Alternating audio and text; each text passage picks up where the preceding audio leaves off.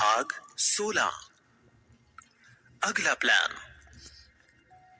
एक अंधेरे कमरे में ऊपर छत की तरफ एक लालटेन लटकी है और उसकी लौ हवा के झोंकों से डगमगा रही है। उस लालटेन को देख ऐसा लगता है मानो वो अब बुझ जाएगी, मगर उसकी हिम्मत हवा के झोंकों के सामने कम होती नजर नहीं आती। पूरे कमरे में उसकी ही धुंधली रोशनी है और उस कमरे को वही लालटेन रोशन कर रही है। कमरे में एक शख्स मौजूद है जिसका चेहरा अंधेरे के आगोश में ढका हुआ है। उसे देख बस इतना पता चल रहा है कि वो कुछ प्लान बना रहा है। उसके दोनों हाथ लगातार चल रहे हैं। बेटा, तभी उस कमरे में किसी की आवाज आई। वो किसी बूढ़े आदमी की आवाज लग रही है। हाँ बाबा, कमरे में बैठे उस शख्स ने कहा। उस नेता को तो तुमने मौत के घाट उतार दिया, पर बाकी लोग जो बचे हैं उनका क्या? बूढ़े ने दर्द भरी आवाज में कहा। उस बूढ़े इंसान की बात पर उस शख्स के हाथ रुक गए। उसने अपने हाथों को झाड़ते हुए कहा, उसी की तैयारी कर रहा हूं बाबा। अब बारी है बिल्डर माधव की। देखते हैं उसके हिस्से में कौन सी मौत आती है। हेलो गौरव साहब, बजरंगी बोल रहा हूं। गौरव अपने कमरे में आराम से बैठा हुआ था। तभी अचानक बजरंगी का फोन आया। हाँ बोलो बजरंगी, क्या बात है? गौरव ने पैर पसारते ही फोन पर जवाब दिया। बगल वाले कमरे में रागिनी थी जो अपने लिए टिफिन पैक कर रही थी। उसे आज काम पर जाने में देरी हो गई थी। सर, मुझे इंक्वायरी के सिलसिले में आपसे बात करनी थी, बजरंगी ने फोन पर चिंतित स्वर में कहा। बजरंगी की बात पर गौरव ने कुछ नहीं कहा। वो बस वैसे ही बैठकर कुछ सोचने लगा। सर, आप फोन पर है ना? गौरव की कोई भी प्रतिक्रिया ना पाकर बजरंगी ने पूछा तो गौरव ने बस इतना कहा। सर आप कुछ कहिए, आप क्या जवाब देंगे? गलती तो हुई है आपसे, बजरंगी ने फोन पर कहा।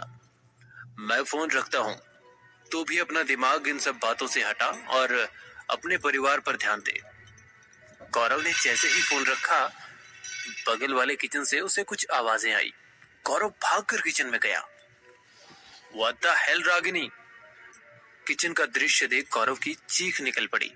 उसकी नजरों के सामने उसकी बीवी रागिनी खून से लथपथ जमीन पर पड़ी हुई थी। गौरव ने झटपट रागिनी को अपनी गोद में उठाया और उसके सर पर अपना रुमाल बांधने लगा जहां से खून बह रहा था। रागिनी, तुम प्लीज बेहोश मत होना। रागिनी, तुम्हें मेरी आवाज सुनाई दे रही है ना? अरे कोई एम्बुलेंस को फोन करो यार, गौरव ने चीखते हुए कहा। फिर एक पल बाद उसे याद आया कि उन दोनों के अलावा और कोई नहीं है वहां। कभी कभी घबराहट में हम सब के साथ ऐसा ही होता है कि हमें होश होते हुए भी कुछ भी होश नहीं होता। और यहाँ बात थी रागिनी की, कि जिसे गौरव अपने जान से भी ज्यादा चाहता था, मगर कुछ सालों से वो इस बात को भूल बैठा था और इसका कारण था वो घटना।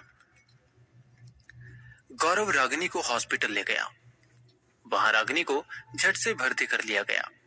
रागिनी के भर्ती होने के बाद गौरव वहीं बाहर चुपचाप बेंच पर बैठ गया और सोचने लगा, यह सब आखिर हुआ कैसे? रागिनी की ये हालत देखकर तो यही लगता है कि उस पर किसी ने पीछे से वार किया है, मगर किसकी इतनी हिम्मत कि मेरे घर में मेरी बीवी पर हमला करे? गौरव ने खुद से बात करते हुए आगे कहा, वो आखिर कौन हो सकता है जिसकी इतनी मजाल? क्या उसे मेरा डर नहीं है?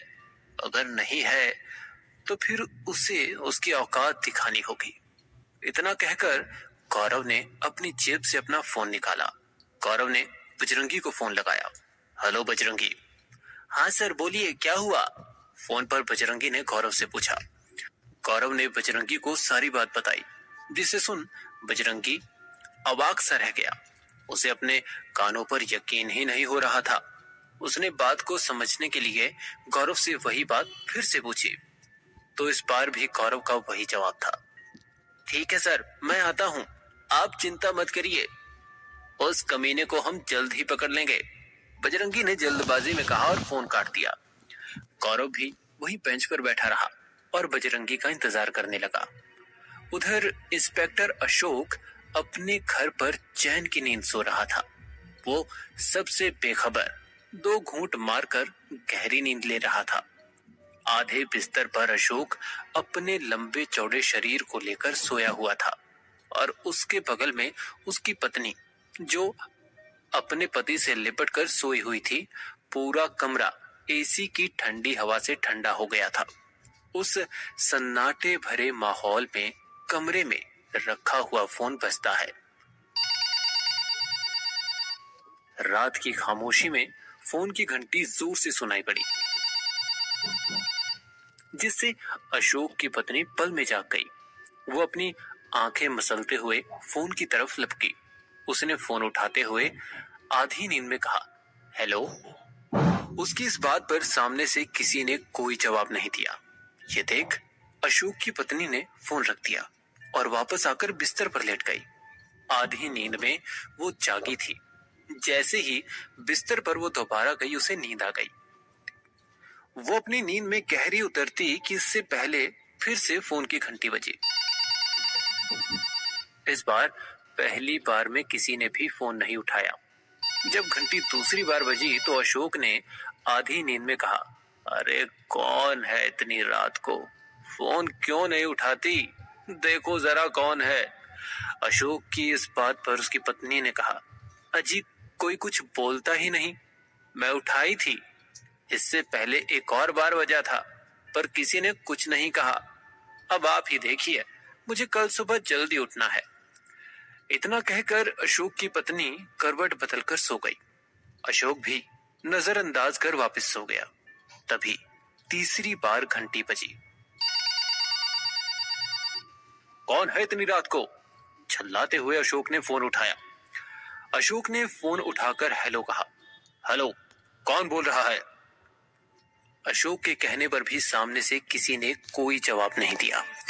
ये देख अशोक ने फिर खिंचकर कहा, अरे भाई कौन है, जवाब देगा? आखिर इतनी रात को क्या आफत आन पड़ी है जो बार बार फोन किए जा रहे हो? अशोक ने जब ये बात कही, उसने बाद में भी सामने से कोई जवाब नहीं दिया। साला चूतिया, गुस्से से अशोक ने कहा और फोन रख दिया कि तभी उसे किसी के हंसने की आवाज आई। अशोक को शक हुआ। उसने फोन पर कहा, कौन है बे तू? तेरी मौत। इस बार फोन के उस पार से किसी ने कहा। अशोक आगे कुछ कह पाता कि तभी बगल वाले कमरे से उसकी बेटी चीखी, पापा, मम्मा। बेटी की आवाज सुन दोनों पति पत्नी हड़बड़ा कर उठ बैठे और तपाक से दूसरे कमरे में गए। आगे क्या होने वाला है? आखिर वो कौन शख्स है जिसने मिस्टर अशोक को इतनी रात का फोन किया, और वो कौन है जिसने इंस्पेक्टर गौरव की पत्नी यानी रागिनी पर हमला किया? ये जानेंगे मिस्टर साइको के अगले भाग में। बने रहिए पॉकेट एफएम के साथ।